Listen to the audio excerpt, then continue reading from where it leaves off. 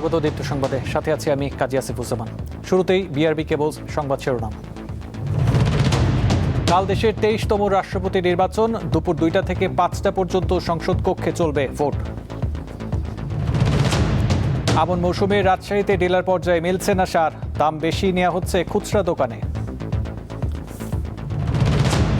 Kolkata new market এলাকার হোটেলে ভয়াবহ আগুনে 8 বাংলাদেশি সহ 9 জনের প্রাণহানি।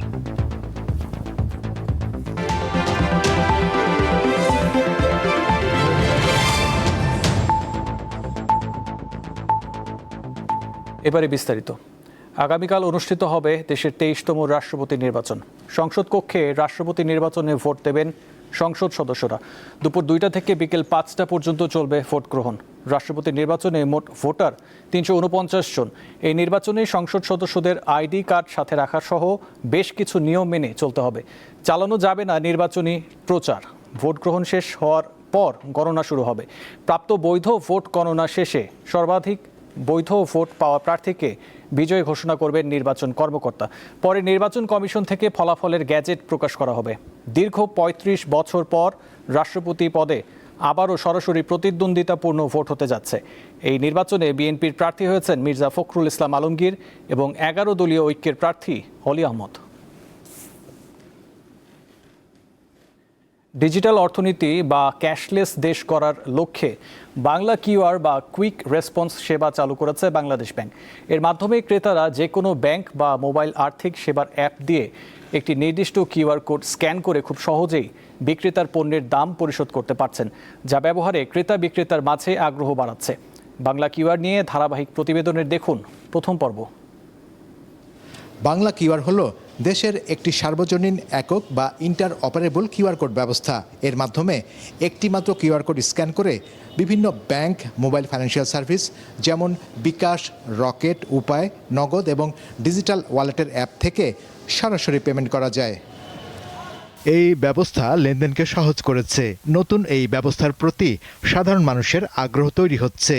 ক্যাশ টাকা আমার কাছে যথেষ্ট ছিল না, আমার আবার ব্যাংক অ্যাকাউন্টে যে টাকাটা তুলে আনতে হতো, কিন্তু ভাইয়ের কাছে দেখলাম বাংলা কিউআর আছে, আমার ব্যাংক অ্যাকাউন্টে টাকা ছিল, আমি ইজিলি কিউআরে পেমেন্ট করে কেনাকাটা করতে পারতেছি। ভাঙতির জন্য অন্য জায়গায় যাইতে হয়, আবার অনেক সময় জাল টাকা পাই, ছেঁড়া টাকা পাই, তো এই ধরনের কোনো সমস্যা হলো না, এদিক থেকে ঠিক আছে। ঝুঁকিটাও কম থাকে। আমার কাছে হ্যান্ড ক্যাশ থাকলো না, কার্ড নিয়ে ঘুরছি, কিউআর কোড দিয়ে পারচেস করছি।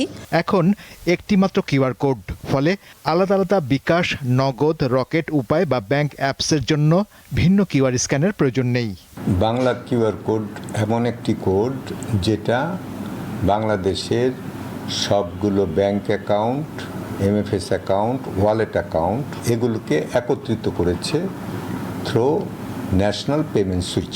এবং এই বাংলা কিউআরের মাধ্যমে যে কোনো গ্রাহক, সে এমএফএসের গ্রাহক হতে পারে, সে একটা ওয়ালেট হোল্ডার হতে পারে, সে একটা ব্যাংকের গ্রাহক হতে পারে, সে এইটার মাধ্যমে পেমেন্টটা দিতে পারবে। বাংলা কিউআরের মাধ্যমে লেনদেনে ভাঙতি সমস্যার সমাধান হয়েছে। এছাড়া দূর হয়েছে ছেঁড়া নোট নিয়ে ক্রেতা বিক্রেতাদের নিত্যদিনের অসন্তোষ। আমাদের ইনফর্মাল ট্রানজ্যাকশন এত বেশি হয় ক্ষুদ্র আকারের, সেগুলো এই আমার টোটাল ইকোনমিতে সবসময় হিসাব হয় না। যদি ওগুলি আমরা অন্তর্ভুক্ত করতে পারতাম, আমাদের ইকোনমির সাইজ হয়তো বা বর্তমানে যা বলা হচ্ছে তার চেয়ে অনেক বেশি হতো। এই কারণে আমরা চাচ্ছি সকল ট্রানজ্যাকশনকে ইনফর্মালভাবে না করে ফর্মাল ট্রানজ্যাকশনের আওতায় নিয়ে আসতে। ছোট দোকান বা ফুটপাতের হকারদের নিয়মিত ক্যাশলেস লেনদেনের ভিত্তিতে ডিজিটাল ক্রেডিট প্রোফাইল তৈরি হবে, যা পরবর্তীতে জামানত ছাড়া ব্যাংক ঋণ পেতে সাহায্য করবে। শাহরিয়ার ইমন, দীপ্ত সংবাদ, ঢাকা। সরকারি হিসেব বলছে রোপা আমন মৌসুমে রাজশাহীতে সারের বরাদ্দ বেড়েছে, কিন্তু মাঠের চিত্র একেবারেই ভিন্ন। অনুমোদিত ডিলারদের কাছে গিয়ে কৃষকদের শুনতে হচ্ছে সার নেই, অথচ একই বাজারে খুচরা দোকানে বাড়তি দামে মিলছে সার। ফলে অতিরিক্ত দামে সার কিনতে বাধ্য হচ্ছেন কৃষকরা। আমনের জমি প্রস্তুতে ব্যস্ত রাজশাহীর চাষিরা।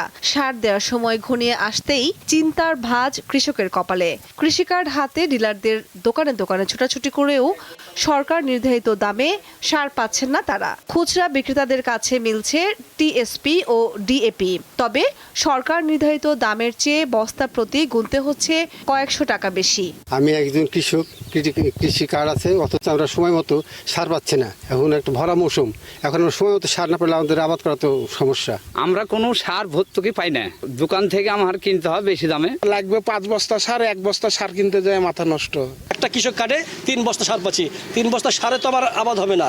বিএডিসির অনুমোদিত ডিলাররা বলছেন, আমন মৌসুমে চাহিদা বেশি থাকায় বরাদ্দ পাওয়া সার 2-3 দিনের মধ্যেই শেষ হয়ে যাচ্ছে। আমরা এই মাসে 230 বস্তা সার পেয়েছি, আগস্ট মাসে। এই 230 বস্তা সার এই মোটামুটি 200 চাষিকে আমরা বিতরণ করতে পেরেছি। তো এই এক একটা কৃষকে আপনার সারের বস্তা চাই, কেউ 5 বস্তা, কেউ 10 বস্তা, কেউ 7 বস্তা, কেউ 1 বস্তা, 2 বস্তা, এইভাবে নিতে আসে সার। মন্ত্রণালয়ের অনুমোদিত বরাদ্দ অনুযায়ী রাজশাহী জেলার 217 জন ডিলারের মাঝে সার সরবরাহ করা হচ্ছে বলে জানান এই কর্মকর্তা। অনুরূপ আগস্ট মাসে আমাদের রাজশাহী অঞ্চলে এই বরাদ্দ, মন্ত্রণালয়ের বরাদ্দ ছিল 5620 টন।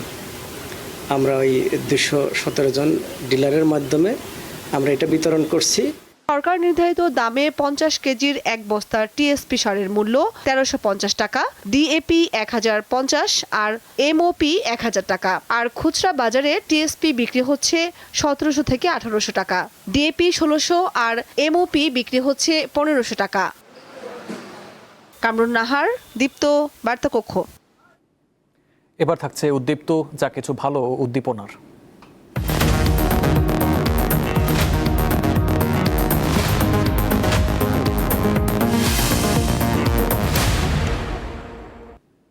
মাত্র 18 মাস বয়সী বিস্ময়কর শিশু মোহাম্মদ শেহজাদ বিন খলিল অসাধারণ মেধা ও ভাষাগত দক্ষতায় এশিয়া বুক অফ রেকর্ডস থেকে গ্র্যান্ড মাস্টার স্বীকৃতি অর্জন করেছে। শেহজাদের বাড়ি খাগড়াছড়ি সদর উপজেলায়। শিশুটির এত অল্প বয়সে বাংলা, ইংরেজি ও আরবি ভাষার বিভিন্ন শব্দ, অক্ষর ও নির্দেশ অত্যন্ত দক্ষতার সাথে প্রকাশ সবাইকে অবাক করে দিয়েছে। সন্তানের এমন অর্জনে খুশি শেহজাদের পরিবার। যে বয়সে শিশুরা কথা বলতেই শেখে না, সে বয়সেই ইংরেজিতে অনর্গল শব্দ ও ছোট ছোট বাক্য বলছে এই শিশু। মাত্র 18 মাস বয়সেই এশিয়া বুকস অফ রেকর্ডসে পেয়েছে গ্র্যান্ডমাস্টার স্বীকৃতি। বলছি পার্বত্য জেলা খাগড়াছড়ির ক্ষুদে প্রতিভা মোহাম্মদ শেহজাদ বিন খলিলের কথা। খেলনা, ছবি আর ঘরের নিত্য প্রয়োজনীয় জিনিস এসবই ছিল শেহজাদের শেখার উপকরণ। মাত্র 7 মাস বয়স থেকেই খেলতে খেলতে তাকে ইংরেজি শব্দের সঙ্গে পরিচয় করান বাবা মা। কোনো চাপ নয়, মুখস্থ করানোও নয়, আনন্দের মধ্যেই শেখানো হয়েছে নতুন নতুন শব্দ। ধীরে ধীরে ফুল, ফল, পশু পাখি, যানবাহন সহ ঘরের নানা জিনিসের ইংরেজি নাম বলতে শুরু করে Shehzad. What is your full name?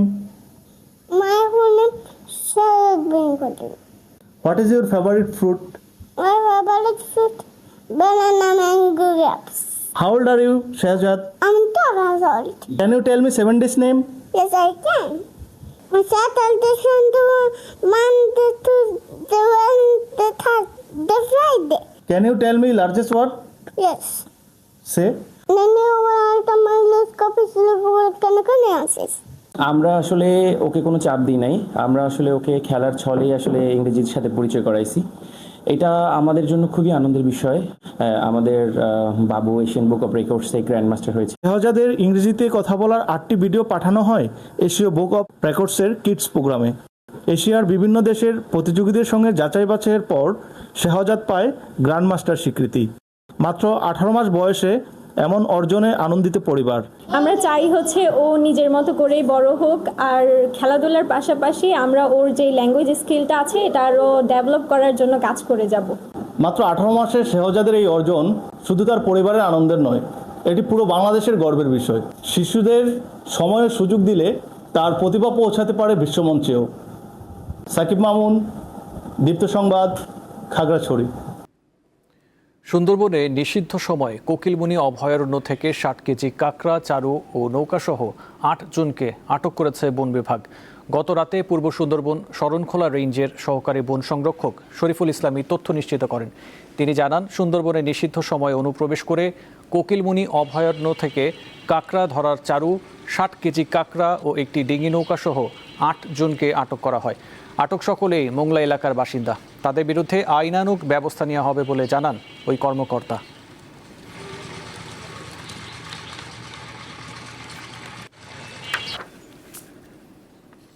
ব্রাহ্মণবাড়িয়ায় police লাইন্সে আয়োজিত সাংস্কৃতিক অনুষ্ঠানে উচ্চস্বরে গান বাজানোকে কেন্দ্র করে পুলিশ ও স্থানীয় মাদ্রাসা শিক্ষার্থীদের মধ্যে ধাওয়া পাল্টা ধাওয়া ও সংঘর্ষের ঘটনা ঘটেছে। পরিস্থিতি নিয়ন্ত্রণে আনতে পুলিশ লাঠিচার্জ করে। অন্যদিকে শিক্ষার্থীরা ইট পাটকেল নিক্ষেপ করে। এতে পুলিশ সদস্য ও শিক্ষার্থী সহ অন্তত 30 জন আহত হয়েছেন। গত রাত 11:30টার দিকে শহরের পশ্চিম মেড্ডা এলাকার পুলিশ লাইন্সের ভেতরে এই ঘটনা ঘটে।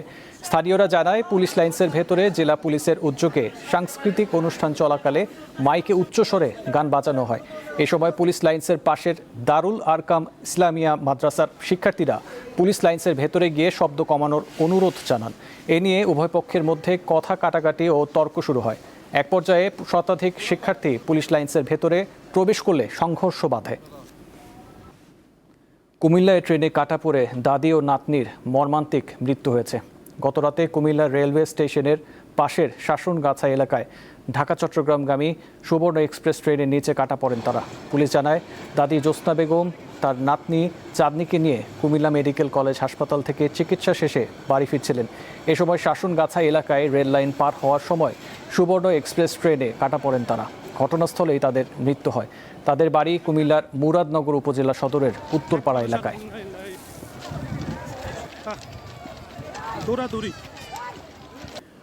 উল্লাস 2026 inter club sports fest season 2 আগামী 30 অক্টোবর থেকে 7 নভেম্বর অনুষ্ঠিত হবে।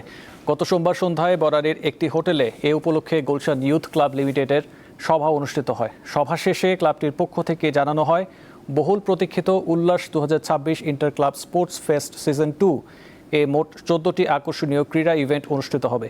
ইভেন্টগুলো হলো 100 বল ক্রিকেট, ব্যাডমিন্টন, বাস্কেটবল, দাবা, football, golf, 8 ball pool, paddle ball, সাঁতার, table tennis, tennis, quiz, arm wrestling ও ম্যারাথন। দেশের বিভিন্ন স্বনামধন্য ক্লাবের অংশগ্রহণে এবারের প্রতিযোগিতায় মোট 21টি ক্লাবের প্রায় 1000 জন ক্রীড়াবিদ অংশগ্রহণ করবেন। ভারতের পশ্চিমবঙ্গের রাজধানী কলকাতার নিউ মার্কেট এলাকার একটি হোটেলে ভয়াবহ অগ্নিকাণ্ডে অন্তত 9 বাংলাদেশির মৃত্যু হয়েছে। পুলিশ জানিয়েছে, বুধবার রাত 2টার দিকে আগুনের খবর পায় পুলিশ ও দমকল বাহিনী। প্রায় 2 ঘন্টা চেষ্টার পর আগুন নিয়ন্ত্রণে আসে। ততক্ষণে হোটেলের একটি অংশ পুড়ে 9 জনের মৃত্যু হয়। নিহতদের মধ্যে 6 জন পুরুষ, 2 জন নারী ও একটি শিশু রয়েছে। এছাড়া অন্তত 60 জনকে উদ্ধার করে হাসপাতালে ভর্তি করা হয়েছে। হোটেলের একটি এসি থেকে আগুনের সূত্রপাত হতে পারে বলে ধারণা করছে পুলিশ ও দমকল বাহিনী। তবে আগুন লাগার প্রকৃত কারণ জানতে তদন্ত চলছে। এবারে আন্তর্জাতিক প্রসঙ্গ। যুক্তরাষ্ট্র ও কানাডার মধ্যে বাণিজ্য চুক্তি হয়েছে বলে জানিয়েছেন মার্কিন প্রেসিডেন্ট ডোনাল্ড ট্রাম্প। বুধবার মধ্যরাতে কানাডার বিভিন্ন পণ্যে 50% শুল্ক আরোপের সময়সীমা শেষ হওয়ার কিছুক্ষণ আগে ট্রাম্প এ ঘোষণা দেন। এর মধ্যে দিয়ে যুক্তরাষ্ট্রের 50% শুল্ক আরোপের হুমকি এড়াতে সক্ষম হলো কানাডা। দেশটির ইলেকট্রনিক্স, শিল্প কারখানার যন্ত্রপাতি, আসবাবপত্র ও দুগ্ধজাত পণ্যসহ বিভিন্ন পণ্যের ওপর এই শুল্কের আরোপের কথা ছিল। এছাড়া সাবেক প্রেসিডেন্ট জো বাইডেনের সময় বাতিল হওয়া বহুল আলোচিত কিস্টোন এক্সেল পাইপলাইন প্রকল্প আবার চালু হতে পারে বলে জানিয়েছেন যুক্তরাষ্ট্রের প্রেসিডেন্ট ডোনাল্ড ট্রাম্প।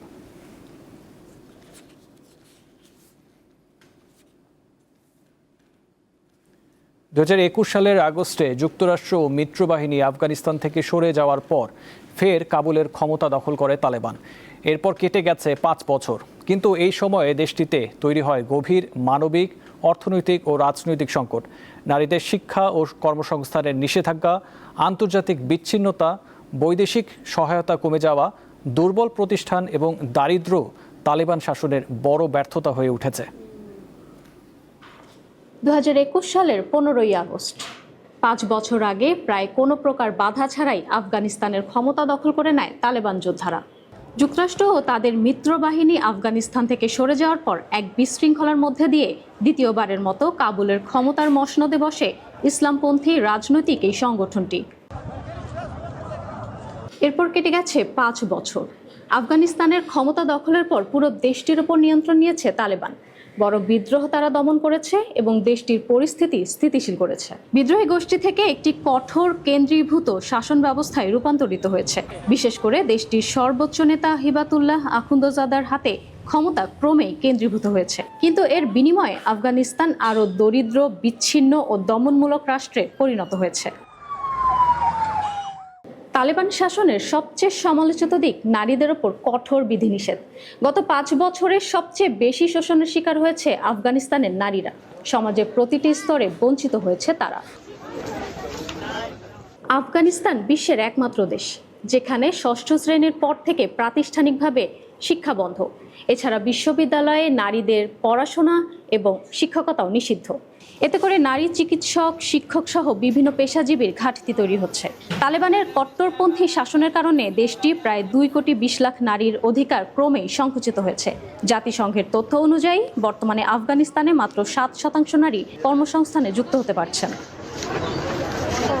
চলাফেরা, চাকরি ও জনজীবনে অংশগ্রহণের ক্ষেত্রেও নারীরা কঠোর বিধিনিষেধের মুখে পড়ছেন। চাপিয়ে দেওয়া হয়েছে পুরুষ অভিভাবক ছাড়া ভ্রমণে কড়াকড়ি, বিয়ের ন্যূনতম 16 বছরের বয়সসীমা তুলে দেওয়া সহ একের পর এক নিয়ম।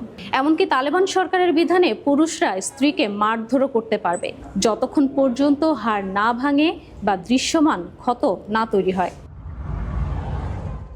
তালেবান ক্ষমতায় আসার পর থেকে প্রকাশ্যে শাস্তির বিধানও জোরদার করা হয়েছে। গত 5 বছরে শত শত মানুষকে প্রকাশ্যে বেত্রাঘাতের তথ্যও রয়েছে। এমনকি পুরুষ বন্ধুর সঙ্গে যোগাযোগের অপরাধে নারীদের চাবুক মারা হয় এবং জেলে পাঠানো হয়। আফগান শিশুরাও তালেবান আমলে বড় সংকটে রয়েছে। সেভ দ্য চিলড্রেনের তথ্য মতে প্রতি 10 শিশুর একজন তীব্র অপুষ্টিতে ভুগছে। তালেবান ক্ষমতায় ফেরার পর আন্তর্জাতিক সহায়তা প্রায় 75% কমেছে। তবে অভ্যন্তরীণ রাজস্ব বৃদ্ধির মাধ্যমে অর্থনীতিকে পুরোপুরি ভেঙেও পড়তে দেয়নি তারা। কিন্তু বর্তমানে দেশটিতে দারিদ্র্য আর দৈনন্দিন সংকটে মানুষ এতটাই বিধ্বস্ত যে শিক্ষা আর ভবিষ্যতের চিন্তা তাদের কাছে বিলাসিতা। প্রতিদিন শুধু বেঁচে থাকাটাই অনেক বড় বিষয়। 5 বছর পর সামরিক ও প্রশাসনিকভাবে তালেবান এখনো শক্ত অবস্থানে। বিশ্লেষকদের মতে শুধু আন্তর্জাতিক চাপ দিয়ে তালেবানের নীতি পরিবর্তন করানো সহজ নয়। 5 বছর পরও আফগানিস্তানের সবচেয়ে বড় প্রশ্ন, বিশ্বের সঙ্গে আলোচনায় কি নীতি বদলাবে আফগানিস্তান, নাকি পরিবর্তনের জন্য অপেক্ষা করতে হবে আফগান সমাজের ভেতর থেকেই? ইশরাত সুমা, দীপ্ত বার্তা কক্ষ। প্রবাসীদের স্বাস্থ্য সুরক্ষার লক্ষ্যে সরকার অনুমোদিত বাংলাদেশ সমিতি আজমান ও ইউনাইটেড হাসপাতালের উদ্যোগে দিনব্যাপী স্বাস্থ্যসেবা কার্যক্রম অনুষ্ঠিত হয়েছে। স্বাস্থ্য সকল সুখের মূল বিষয়টির গুরুত্ব দিয়ে প্রবাসীদের স্বাস্থ্য সুরক্ষা নিশ্চিত করতে দুবাইতে এই আয়োজন করা হয়। এ সময় উপস্থিত ছিলেন বাংলাদেশ সমিতির আজমানের সভাপতি আব্দুল আলিম সিআইপি, মোহাম্মদ সেলিম উদ্দিন চৌধুরী, শিকদার মোহাম্মদ সাফায়েতুল্লাহ, শেখ করিম, মোহাম্মদ সাইফুল ইসলাম সহ প্রতিষ্ঠানের কর্মকর্তা, সদস্য, চিকিৎসক সহ বহু বাংলাদেশি।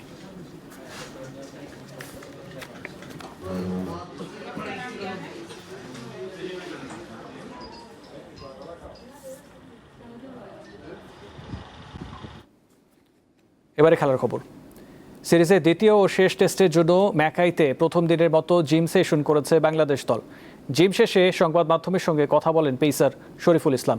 ডারউইন টেস্টে না খেললেও জয় তাকে কিভাবে আবেগাপ্লুত করেছিল সেই গল্প বলেন স্বল্পভাষী শরীফুল। ডারউইনের আবহাওয়া ছিল বেশ গরম, আর ম্যাকাইয়ের পরিস্থিতি পুরো উল্টো। ম্যাকাই যেন তার অভিষেক টেস্টের জন্য বরণ করে নিল ইতিহাসের আরেকটি পাতায় নাম লেখাতে যাওয়া দুই দলকে। 22 আগস্ট শুরু হবে বাংলাদেশ অস্ট্রেলিয়ার দ্বিতীয় টেস্ট। প্রাক মৌসুমের ক্লাব প্রীতি ম্যাচে হেইডেনহেইমের বিপক্ষে 4-2 গোলে জয় পেয়েছে বায়ার্ন মিউনিখ। প্রতিপক্ষের মাঠে পিছিয়ে থেকেও দারুণভাবে ঘুরে দাঁড়িয়ে জয় তুলে নেয় বায়ার্ন। প্রথমার্ধে হেইডেনহেইমের হয়ে ইয়ানিক ওয়াগনার ও জুলিয়ান হিউজ গোল করে দলকে 2-1 ব্যবধানে এগিয়ে দেন। বায়ার্নের হয়ে একমাত্র গোলটি করেন ফেলিপ চাভেস। দ্বিতীয়ার্ধের শুরুতে পেনাল্টি থেকে গোল করে সমতা ফেরান আরিয়ান ইব্রাহিমোভিচ। ম্যাচের শেষ ভাগে লুইস দিয়াজ এবং নাথানায়েল ব্রাউন গোল করলে 4-2 ব্যবধানের জয় নিয়ে মাঠ ছাড়ে বায়ার্ন মিউনিখ। বিশ্বকাপ জয়ী স্পেন অধিনায়ক রদ্রিকে আনুষ্ঠানিকভাবে দলে ফেরানোর ঘোষণা দিয়েছে বার্সেলোনা। রদ্রিকে চুক্তিবদ্ধ করার মাধ্যমে বিশ্বকাপ জয়ী তারকাদের নিয়ে গড়া দলে টুর্নামেন্টের সেরা খেলোয়াড়কেও যুক্ত করল কাতালান ক্লাবটি। ম্যানচেস্টার সিটির পাট চুকিয়ে বার্সায় যোগ দিলেন এই মিডফিল্ডার, যার নেতৃত্বে গত মাসে দ্বিতীয়বারের মতো বিশ্বকাপ জিতেছে স্পেন। বার্সেলোনায় জাতীয় দলের সতীর্থ Lamine Yamal, Dani Olmo, Pau Cubarsi, Gavi ও পেড্রিদের সঙ্গে এখন ক্লাব ফুটবলেও কাঁধে কাঁধ মিলিয়ে খেলবেন তিনি। 30 বছর বয়সী রদ্রির সঙ্গে 2030 সাল পর্যন্ত চুক্তি করা হয়েছে। স্বাস্থ্য পরীক্ষা সম্পন্ন হওয়ার পাশাপাশি দুই ক্লাবের মধ্যে দল বদলের সব বিবরণ চূড়ান্ত করার পর আনুষ্ঠানিকভাবে খবরটি প্রকাশ করা হয়। শেষ করব দীপ্ত সংবাদ, তার আগে বিআরবি কেবল নিবেদিত সংবাদ শিরোনামগুলো আবার। কাল দেশের 23তম রাষ্ট্রপতি নির্বাচন, দুপুর 2টা থেকে 5টা পর্যন্ত সংসদ কক্ষে চলবে ভোট।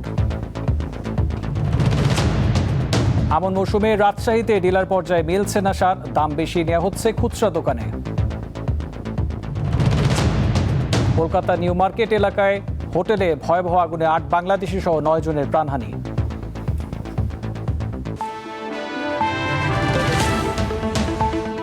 এই ছিল এখনকার মতো। পরবর্তী সংবাদ 2টায় দেখার আমন্ত্রণ রইল। এছাড়াও তথ্য বিনোদনের খবর পেতে চোখ রাখুন দীপ্ত টিভি ডিজিটাল প্ল্যাটফর্মগুলোতে। ধন্যবাদ।